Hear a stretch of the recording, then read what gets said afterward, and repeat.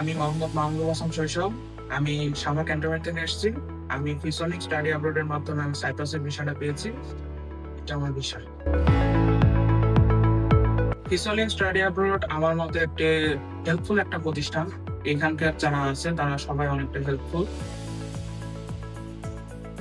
Study অ্যাব্রোডে আমার কোনো visa আসার জন্য কোনো ধরনের সমস্যা ফেস করতে হয়নি। না, ফিসলিং স্টাডি অ্যাব্রোড আমার থেকে কোনো সার্ভিস চার্জ নেয়নি। ফিসলিং স্টাডি অ্যাব্রোড এর সাথে কমিউনিকেশনটা খুবই স্মুথ ছিল। সময় মতো সবকিছু ঠিকঠাক ভাবে বুঝিয়ে দিয়েছে। ফিউচারিং স্টাডি অ্যাব্রোডের ফেসবুক পেজটা আমি প্রথমে ফলো করছিলাম।